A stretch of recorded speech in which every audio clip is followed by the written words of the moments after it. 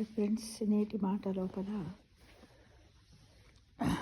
నిజమైన భక్తులు ఎలా ఉండాలి అనే దాని గురించి మనం తెలుసుకుందాం. ఫ్రెండ్స్, నిజమైన భక్తుడు ఎలా ఉండాలి? మన విధుల్ని చెయ్యాలి, అన్నీ నిర్వర్తించాలి, కానీ మన మనస్సును మాత్రం భగవంతునిపైనే ఉంచాలి. భార్య మరియు పిల్లలు, తండ్రి మరియు తల్లి అందరితో కలిసి జీవించాలి మరియు వారికి సేవ కూడా చెయ్యాలి.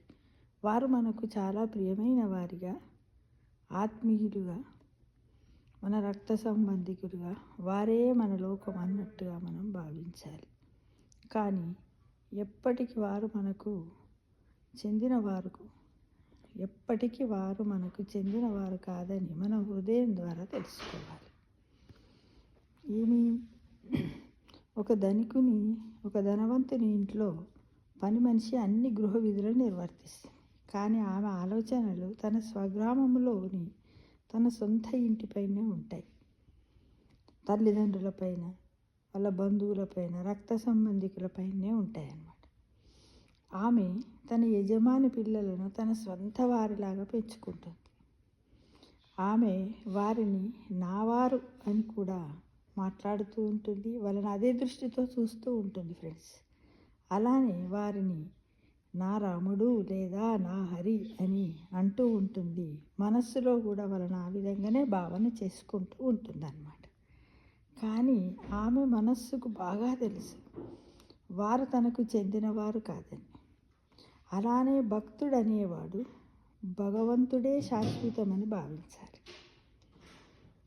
ఇక్కడ ఒకటి ఉంది చూడండి, మీరు గమనించండి ఫ్రెండ్స్.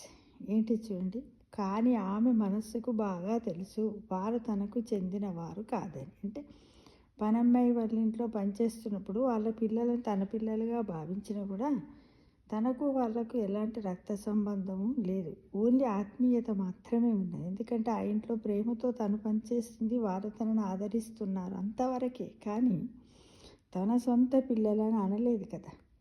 ఎప్పుడైనా వెళ్ళాలి అన్నప్పుడు వాళ్ళని వదిలి వెళ్ళాల్సే వస్తుంది, అంతే కదా ఫ్రెండ్స్. అలాగే భక్తుడు అనేవాడు భగవంతుడే శాశ్వతమని భావించాలి. అంటే దీంట్లో ఏంటంటే మన స్వంత ఊరు, మన రక్త సంబంధికులు, అమ్మ నాన్న, తల్లిదండ్రులే మన స్వంత వాళ్ళు.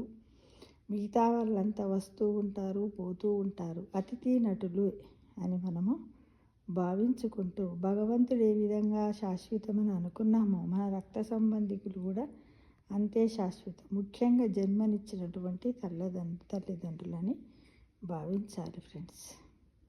ఇదే నీటి మాటలో ఉన్నటువంటి ఆత్మీయత, అనుబంధం.